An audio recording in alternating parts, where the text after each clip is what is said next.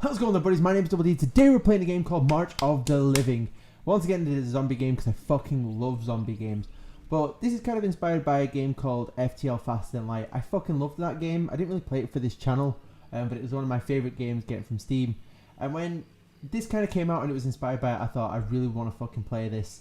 And I thought I'll play it for you guys. So without further ado, let's begin. I played like 5 minutes just to see what the game's like, and it is literally like Faster Than Light, so really excited to play this.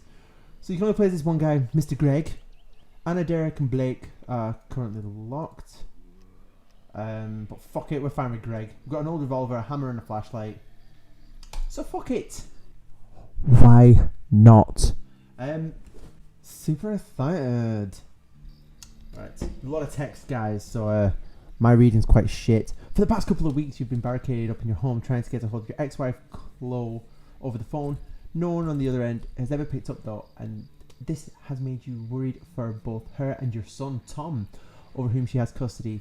Even though you and Chloe may have been parted on the best terms 2 years ago, you still care about them and want to be sure they're both safe in this post-apocalyptic nightmare. Storing as many supplies as you can realistically carry in your old car, you drive over the state border towards their home. Soon enough, your vehicle runs out of fuel and grinds to a halt. Just before you ditch it though, you hear an interesting broadcast over the radio. Survivors in the secured city of Wellston, far to the east, claim to have a ship, which they plan to use to find sanctuary offshore. If you find Chloe and Tom, maybe you can take them there. Start your journey on foot. Right, so quest markers down the team map. So this is just basically the HUD thing.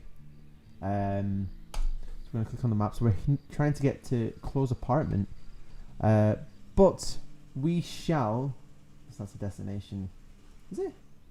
Jesus Christ, this map's a lot bigger than I fucking thought. Final destination. Right, okay. Well then. Fucking fastest way to get there. Right, we'll head down here and... No, we'll go up the way. We'll head straight into a city. So yeah, the destination's up in the top right hand corner, so you've got like your health, fatigue, hunger, all that bollocks. You arrive at the Captain's Cove. Cities are great to find supplies, but are also highly dangerous places, so be careful. So we're going to head to the police station. So search for 20 minutes, 25... Blah, blah, blah. Let's go to the police station, search for 20 minutes. Scavenging run without being noticed. Right, so shotgun shells. Still really only have the revolver, but we got some shotgun shells, so I cannot complain. Head to the hospital. I don't know what the battling is like on this, since I only played a little bit, so completely scavenging around that being noticed, but found fuck all. Grocery store. Right, we will go a little bit longer at the grocery store because food is important, guys. And if you don't eat, you'll die. Pro tip of the fucking day. 3 food rations and matches. Still have not been caught yet. Drugstore. No fatigue penalty. Apartments or drugstore? Right, we'll into the apartments. Only go for a little bit. I feel like I probably should be like trying to get as much stuff now. But I'm just, I just don't want to get killed, guys. Pro tip. I'm trying to think now, we should probably rest in the city as well, shouldn't we? Well, we're getting a lot of food rations, so we'll rest for a little bit. Search for a safe place to rest. Come on, man. Found a safe place to rest. Right, so I'm just chilling there.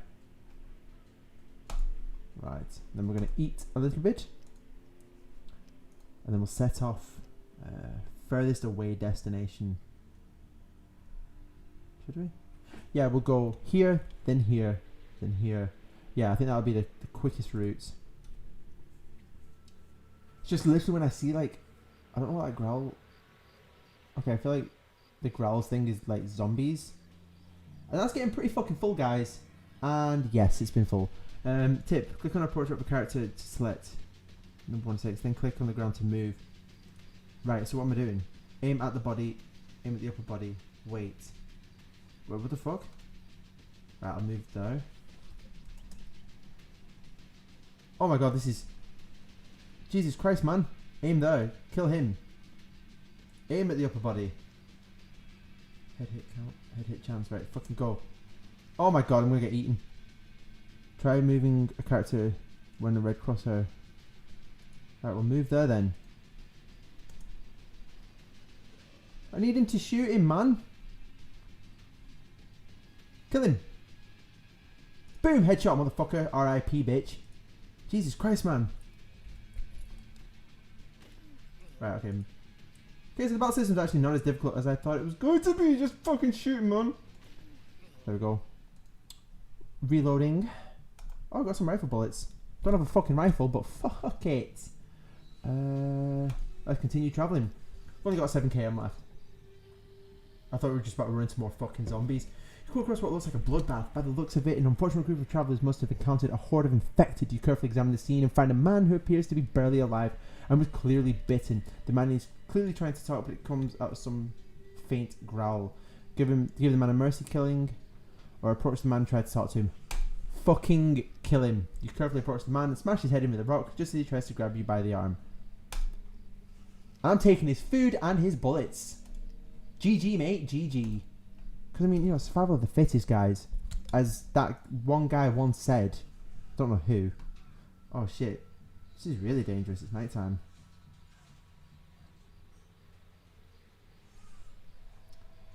So I can't eat on the go. Well, we're nearly at the destination anyway, so we'll eat and then rest up. You come across a trio, 2 men and a woman sitting around a campfire cooking some type of meat. Oh, you scared me. You can't be sneaking up on people like that, the woman says, grasping her chest. You almost gave me a heart attack. The smell of the cooking meat has your stomach growling. It's almost like it's begging to be eaten. Ask them what they're cooking. You're asking the wrong questions. You should be on your way now. So basically they're cooking other people. I kind of guessed that. But we're just going to eat our apple. And are you sure it's a... I've got no place to fuck it. There's no towns. Wait, where's the nearest town?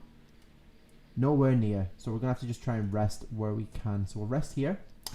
And if we get eaten, then it's all your fault. I'm only kidding. It's not your fault. Yeah, it is. Clearly your fault. I've got to blame someone, don't I? Because that's the way of the world nowadays. Gotta blame other people. Right. Oh, fuck, we're going to have to go long. So, can these guys level up? So many questions. I know that the 1 is just so I can press 1 on the hotkey. Doing quite well, guys, I think. Or we might not be. A small silver car drives up over the hill and from behind it is coming in your direction. It seems to be going at a decent speed. Maybe you can flag it down in time. Flag the car down. Who do you want to flag it? Well, Greg. I've only got Greg. I think Greg's been run over. Greg looks out into the road and begins to wave his hands in the air to get the car's attention, but it doesn't stop when Greg is hit. The brakes on the car screech and it stops a few seconds only to drive off afterwards. Fuck you. So what do I do about health then?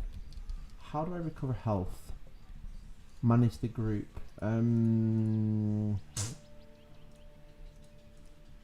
Shit. I don't know how to heal. Well, we're going to eat anyway. Maybe that'll heal him. Eat food, Greg. What? Eat the food. He doesn't want to eat. Greg, I know it was traumatic, man, but come on. You got to eat. Rest then. Rest and then eat. Why won't you eat? We've got 10 rations. Please eat, Greg. Eat. There we go. And we still have 7 HP. So that statement that I said before about us doing well, yeah, I take that back. But it wasn't our fault. You know, I thought maybe the car could give us a boost. But instead it just fucking ran Greg over. Fantastic. I probably should have expected that.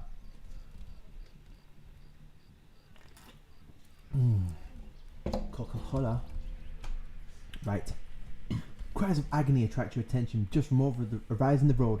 You spot a man sitting down. You move closer but suddenly halt as you realise that past the bump, the road is completely lined with small, sharp wooden stakes.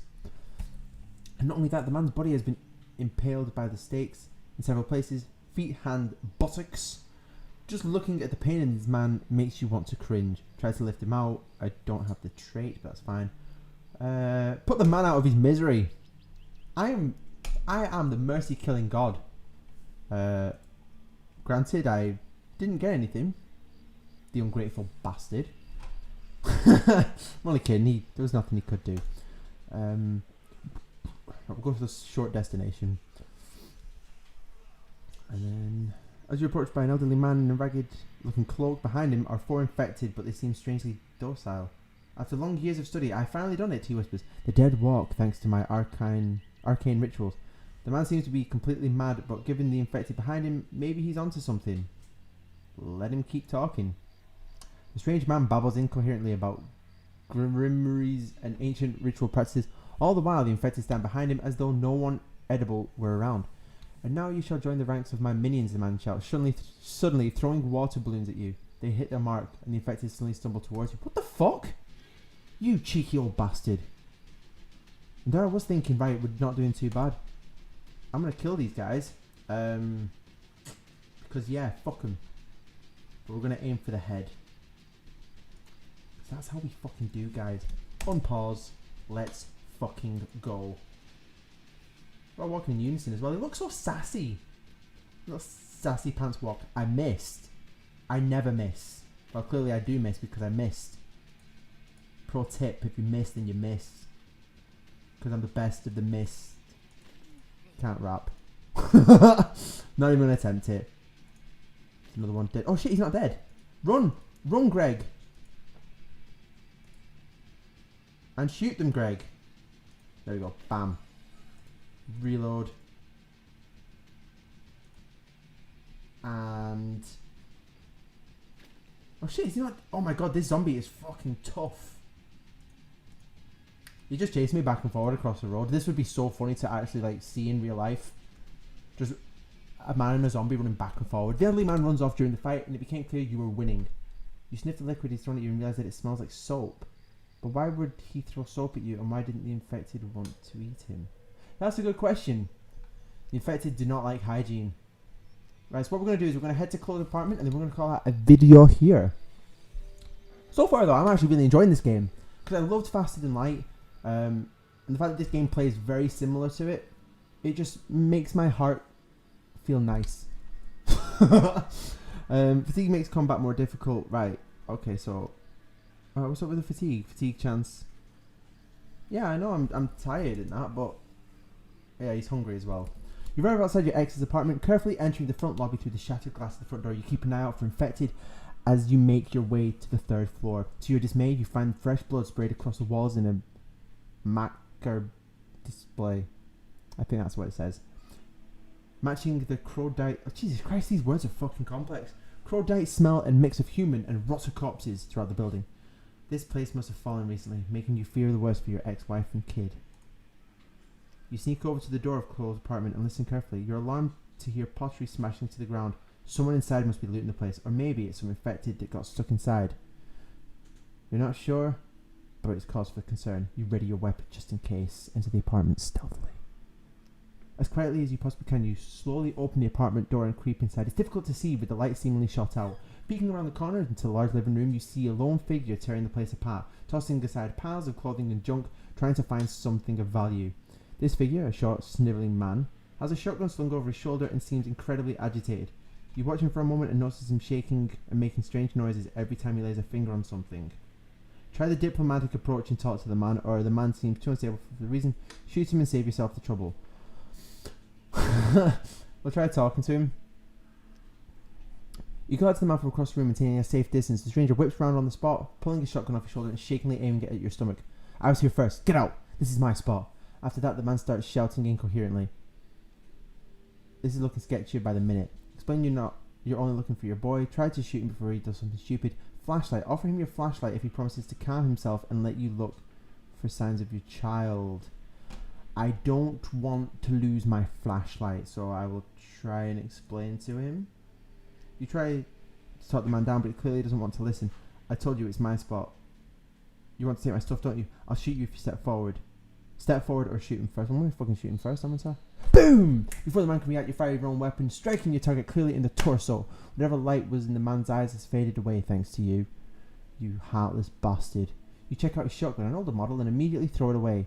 The body and barrels show enough damage on it that you're certain it would explode if you tried to fire it. For fuck's sake. Search the apartment. You search the bedroom and find a corpse laid on the former bed. His face disfigured by... There's no mistaking that short, dark blonde hair, those highlights Poor Chloe.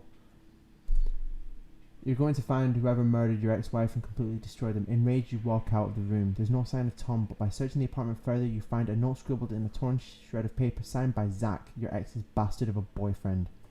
Read the note. Warren, as always, you're late. I'm taking off out of this crazy place, and going to my cabin. You know the place. I'm stuck with this stupid kid right now, but I figure we can use him to sneak into places and steal shit. If he dies, he dies. Anyway, don't waste time. You know where to find me. So that old guy might have been Warren? Huh. You have mixed feelings about the situation. While you're glad Tom wasn't left to die here with his mother, it's clear that Zach doesn't care about him the way you do. You know all about the cabin Zach is talking about, considering it used to be yours before it was taken in the divorce. You remember Tom complaining of how dirty it was when he was taken there by his mother last summer. The fact that Zach isn't taking care of the place pisses you off. Head to your old cabin. Your map will be updated in zone 3. So, Jesus Christ, man, all the way there? Fucking dingleberries. Anyway, oh, fucking dingleberries, that's so not like me. I'm going to end this video here. And I'm quite enjoying this game, actually. I highly recommend you guys try this game out for yourselves. We've got to try and get to zone 3. That guy took the kid fucking really far away.